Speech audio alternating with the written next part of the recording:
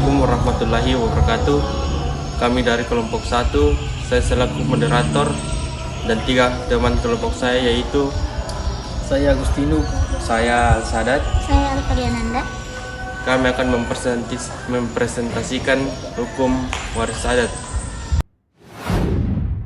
Penjelasan pertama yaitu tentang isi atau pengertian hukum adat. Terima kasih. Jadi teman-teman, secara sederhana hukum adat itu adalah aturan-aturan atau kebiasaan yang hidup di tengah masyarakat adat. Hukum ini tidak ditulis secara formal, tapi dijalankan dan ditaati oleh masyarakat sebagai panduan hidup mereka. Bapak Hukum Adat Indonesia Profesor Cornelis van Vollenhoven berpendapat bahwa hukum adat itu adalah hukum yang benar-benar hidup.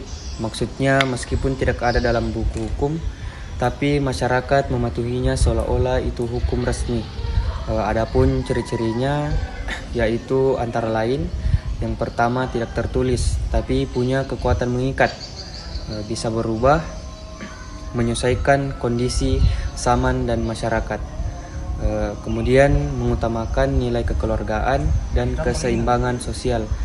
Jadi hukum adat ini bukan hanya soal tradisi, tapi juga punya peran penting dalam menjaga keteraturan hidup masyarakat.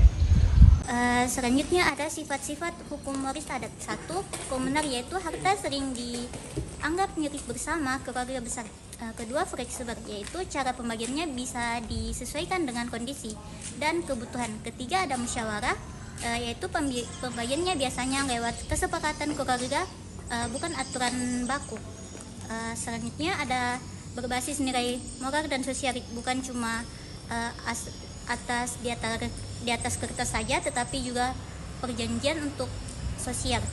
Teman-teman, saya akan menjelaskan tentang asas dan sistem perwarisan adat dalam hukum warisan adat. Yang ada berapa asas penting, yang itu asas kekeluargaan. Semua keputusan diambil untuk menjaga hubungan baik antara anggota keluarga. Asas kelanjutan hidup, warisan dipandang sebagai cara melanjutkan kehidupan keluarga. Asas keutuhan, di beberapa daerah warisan enggak langsung dibagi tapi dikelola bareng. Asas lokalitas, cara pembagian beda-beda tergantung daerah dan adatnya.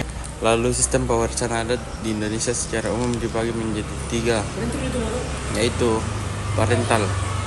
Parental adalah warisan dibagi rata ke anak laki-laki dan perempuan, contohnya seperti semisal dan Jawa. Yang kedua itu patrilineal, yaitu garis keturunan dari ayah, biasanya anak laki-laki yang utama, contoh suku Batak. Yang ketiga itu matrilineal, yaitu garis keturunan dari ibu, biasanya diwariskan ke ponakan laki-laki dari saudara perempuan, contohnya suku Minangkabau. Sekian dari presentasi kami. Saya akhiri dengan ucapan wassalamualaikum warahmatullahi wabarakatuh.